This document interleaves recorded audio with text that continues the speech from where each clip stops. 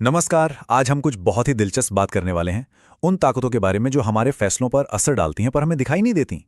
इन्हें कहते हैं अनुरूपता और आज्ञाकारिता। जरा सोचिए, क्या हम वाकई अपने मन से सोचते हैं?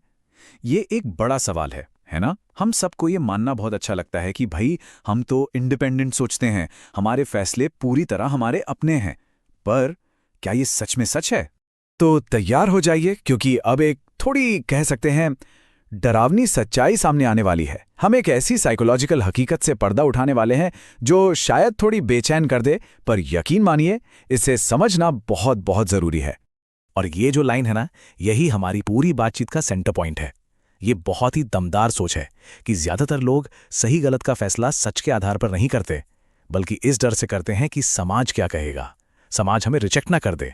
ठीक है, तो चलिए शुरू करते हैं सेक्शन 1 से, स्वतंत्र विचार का भ्रम। देखते हैं कि यह भ्रम है क्या। तो समाज का ये जो डर है ना, इसी से 3 बड़ी मनोवैज्ञानिक ताकतें पैदा होती हैं। एक है अनुरूपता, दूसरी आज्ञाकारिता और तीसरी सामाजिक दबाव। ये आप कह सकते हैं वो अनदेखे धागे हैं जो हमें कंट्रोल करते हैं। चलिए अब सेक्शन 2 में चलते हैं। इन अदृश्य ताकतों को थोड़ा समझते हैं कि आखिर ये हैं क्या, ताकि हम इनकी पावर को ठीक से समझ सकें। तो ये अनुरूपता या कन्फर्मिटी है क्या? देखिए, आसान भाषा में इसका मतलब है भीड़ से अलग न दिखें, इसीलिए अपने विचार या अपने बर्ताव को बदल लेना। मतलब ग्रुप जैसा कर रहा है वैसा ही करना। जरूरी नहीं कि आप ग्रुप से सहमत हो, बस अलग दिखने से बचना है। और फिर आती है दूसरी ताकत, आज्ञाकारिता यानी ओबीडियंस।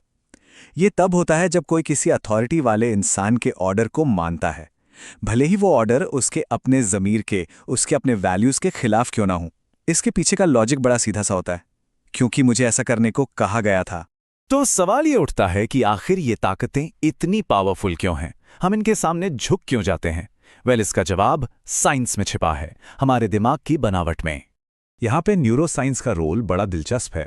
देखिए, हमारा दिमाग सर्वाइवल के लिए बना है, और सर्वाइव करने के लिए ग्रुप का हिस्सा बने रहना सबसे ज़रूरी है।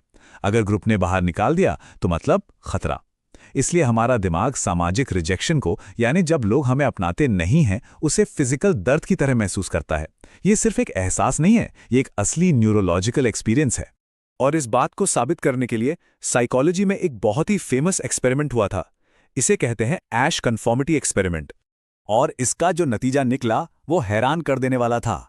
इस एक्सपेरिमेंट में 75% लोगों ने जानबूझकर एक गलत जवाब को सही बताया। क्यों? सिर्फ इसलिए ताकि वो ग्रुप से अलग थलग ना पड़ जाएं।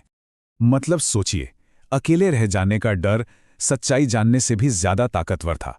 ये बताता है कि हम पर सोशल प्रेशर का कितना गहरा असर होता है।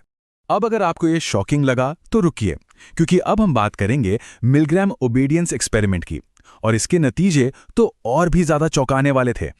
अंदाजा लगाइए, इस एक्सपेरिमेंट में 65% लोगों ने एक दूसरे इंसान को बिजली के इतने खतरनाक झटके दिए जो जानलेवा हो सकते थे।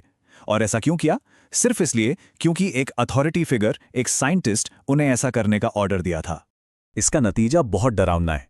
ये बताता है कि बुराई अक्सर नफरत या क्रूरता से पैदा नहीं होती, बल्कि बिना सवाल किए आंख बंद करके हुक्म मानने से पैदा होती है।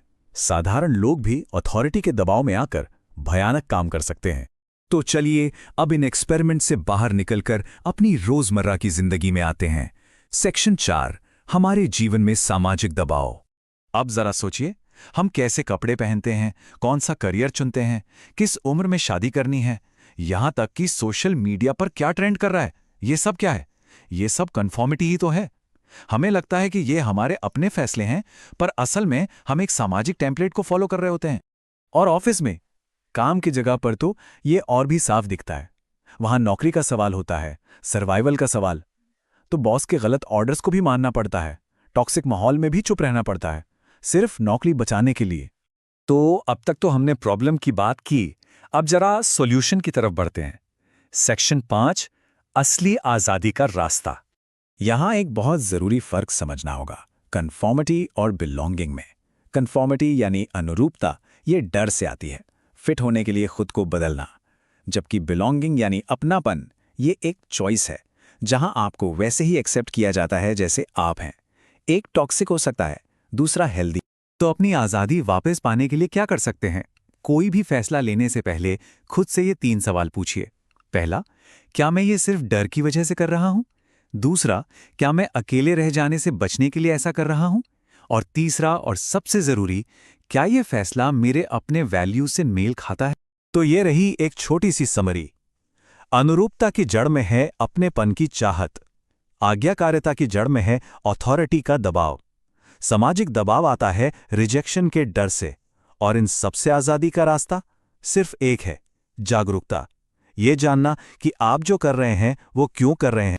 और ये हमें एक बहुत ही दमदार और गंभीर सोच पर लाकर छोड़ता है कि इतिहास के सबसे बड़े गुनाह बागियों ने नहीं बल्कि हुक्म मानने वालों ने किए हैं। ये हमें याद दिलाता है कि आंख बंद करके बात मानने के नतीजे कितने भयानक हो सकते हैं। तो आखिर में असली आजादी का मतलब हर चीज का विरोध करना नहीं है। असली आजादी है भीड़ के शोर में भी अपने अंदर की, अपने ज़मीर की आवाज को सुन पाना और उस पर चलने की हिम्मत रखना। बस यही सच्ची स्वतंत्रता है। अगर वीडियो पसंद आई हो तो फोकस ट्यूबर को सब्सक्राइब जरूर करें।